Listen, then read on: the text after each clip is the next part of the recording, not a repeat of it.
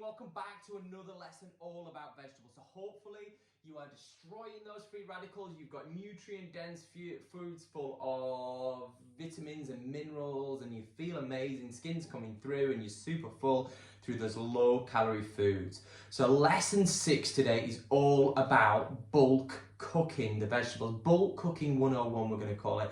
So in order for you to be successful, full stop, with your nutrition, you've got to get your head around bulk cooking.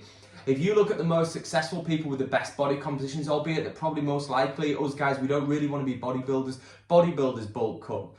Fitness models bulk cook. Actors bulk cook. In order to achieve that level of physique, you need a very, very varied diet, eating the colours of the rainbow, eating all different types of foods. We need a varied diet, and you would have to cook 3, 4, 5, 6 times a day in order to be able to eat that perfect diet, as it were. So bulk cooking is the key to success unless you want to live your life in the kitchen. So let's go through today's lesson without further ado. Okay, so why? Well, time is a massive factor. People in the Western world, sadly, I have a computer in my hand all day long. You can drop me an email whenever you so wish. So unfortunately, in the Western world, in today's society, we do not have much time. It's fact. If you essentially have the ability to bulk cook, so you can cook once a week and eat for the rest of the week. Wow, I know, amazing, right? So cook once a week, eat for the rest of the week. Don't need to worry about that cooking. Pull it out the fridge, get that soup, chili, whatever it is out the freezer, and then just throw it in and it's ready to eat very quickly. So you probably don't want to cook the rainbow 3 times a day. So again, what I've just said. So I said to you, eat the colours of the rainbow. So okay, well, I'm going to have peppers, cucumbers, tomatoes for breakfast, and then for lunch I'm having cabbage, blue. There's a lot of cooking going to go on, right, to be able to create those foods. So again, I'm really hammering home, you have to bulk cook to truly get success with this habit. Let's look. So raw vegetables. Let's look at some 4 different cooking options, starting off with the raw vegetables. So raw vegetables, yeah, right, okay, you're not cooking it, but let's just go through it anyway. So raw vegetables. So the process of cooking or preparing raw vegetables. Well, number 1, you've got to buy it. Number 2, you've got to wash the veg. Usually you can buy pre-washed, but I would always, if you've got time, wash your vegetables through. Never trust them. Make sure you go in there, fill your sink full of water, wash those vegetables through. Next, you've got to chop the veg. Chop them up, put them in little Tupperwares, bang them in the fridge. They're going to be amazing to add to your salads, amazing to add to your stir fries or everything else as well. The raw vegetables, cooking them through, you might eat them raw, or equally as well, you might throw them into a vegetables or saute them with stir fry them through. And they're a very good base for other recipes, and it saves time and hassle. The key is here, bulk cooking saves time and hassle. Raw vegetables are awesome snacks. So again, dip them into hummus, eat them through when you're hungry at work. Very easy to eat on the go and very easy to add to a salad or a soup, or something else like that as well. The best raw vegetables to eat raw, things like bell peppers, carrots, grapes, tomatoes, red onions, celery is amazing as well. It's a great stick. Pop it with some almond butter, eat that, or pop it in some hummus, again, amazing. You get your guacamole. You see where we're going, loads and loads of flavours in there. Amazing, amazing, amazing. And it stores and carries, raw veg carries very, very well. You know, you pop it in your Tupperware, take it in a cool bag to work, you've got the raw vegetables ready to eat at any point. Number 2, roasting vegetables. So we spoke about this before. Roasting vegetables brings out the natural starches and sugars. So if you're not keen on your vegetables, roasting them through will give them a phenomenal flavour coming through if you don't like the bitterness of the vegetables.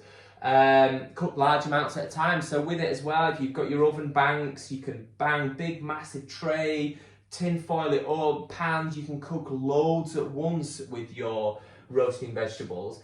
So again, how to do it: big sheet, large pan, oil, salt, pepper, a little bit of a drizzle. Keep the spices simple would be my advice, because you can add the spice later on. If I'm having Monday night dinner and I'm having chicken fajitas or whatever, I can add a little bit of fajita spice to that and then maybe liven it up again, saute it through with a stir fry to bring the heat back to the vegetables later down the line. So keep it simple: salt, pepper, a little bit of olive oil, maybe a squeeze of lemon as well is going to bring out some flavour, but keep the flavours relatively plain for your bulk cooking to add the flavour later on when you're going to eat the meal at a later point. Cook it 160 to 200, again very vague, 30 to 60 minutes. It really depends on the density and the amount that you're cooking. Think about something really, really dense, like, I don't know, a potato versus I don't know, tomato, the cooking time's going to be very, very different. Tomato's going to cook much faster than the dense potatoes. The best things to do then, so asparagus, bell peppers, broccoli, Brussels sprouts, large tomatoes, yellow squash, cauliflower, onions, yellow and red, potatoes, courgettes, all those things cook really, really well when roasted. Chop them all up, make a big, massive mix, amazing. Boom, yeah, add a little bit of protein and you are flying with a phenomenal meal. Grilling's another option. So how? So fire up the grill, turn the grill on, veg on tin foil. They say that because obviously the veg will fall through the gaps of the wire if you don't put it on tin foil, but good practice anyway. Pop everything on tin foil, saves on your washing time, doesn't it, as well? Because if you've gone on tin foil, obviously the cleaning process is going to be much, much faster after you finish cooking. Obviously whip the tin foil off, give it a quick scrub down. You're not pulling bits of veg off wire and metal when it's burnt on. Yeah, so veg on tin foil, drizzle with oil, salt and pepper again. Keep it simple with your spices. Cook it till it's tender. Best ones to do, again, asparagus, bell peppers, aubergines, onions, mushrooms, and how to eat. So you could do like skewers, pop them on the skewers through, like barbecue style, salads, roll it through with some quinoa, mix it with some quinoa after, and serve alongside some protein. And again, you've got a full meal right there very, very quickly. And lastly, number 4, stir fry. Tools you're going to need a wok or a large pan. You're going to need a little spatula to spin it through, keep turning it through. How you do it: heat the pan, add some oil, make sure the oil is based around the pan, make sure you're choosing the right kind of oils, which we've done before. So we don't want oils that oxidize and turn rancid. We want to be going for things like avocado oil is a great oil to cook at high temperatures. Throw the vegetables in, obviously pre-chopped, throw them in, move them around a while until they look like they're cooked. Add some seasoning of some sort. So you could add things like garlic, go really well, soy sauce, bit of balsamic, salt, pepper. Throw those kind of flavors through there. You'll build some amazing taste with those vegetables. So best veg to do that with, the beauty of using the one pot stir fry type style is all vegetables, and a stir fry as well can be an amazingly quick meal. So you cook your protein through first, then you throw your vegetables through once your protein is cooked, and you can essentially cook in one pan. But that's sort of moving beyond the lesson today. But stir fry veg, again, massive wok, cook in advance, pop it in Tupperware, let it cool, bang it in the fridge. Now all of a sudden you've got some vegetables ready and raring to go at a later date. So your leftovers and excesses. So what to do with those leftovers and excess vegetables?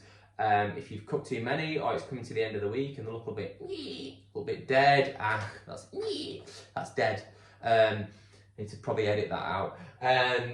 Leftovers, yeah, so you can make a soup. So soups are amazing. Cook a soup. I've got a soup maker. I just literally bang it on the side, throw the vegetables in, press the start button. It does the whole thing for me and then produces me a soup. So your soups as well, I can pop those in some sort of Tupperware or container. They can freeze and they can come out later date. Let them thaw, put them through the pan, simmer them through, and then all of a sudden I can heat those back up. So don't waste anything. Again, chili. So chili is one of those amazing things where you can put any vegetables you want into a chili and it will just taste amazing because it's chili. So you got your leftover veg, mushrooms, whatever, peppers, throw them into a chili, cook that through. Again, that can freeze really, really well.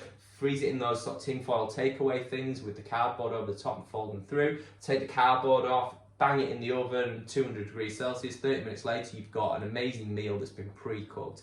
So that covers today's lesson. I think the golden take home for me is the leftovers, soups and chilies. Never waste anything. It's all good to go. See you guys tomorrow for another lesson.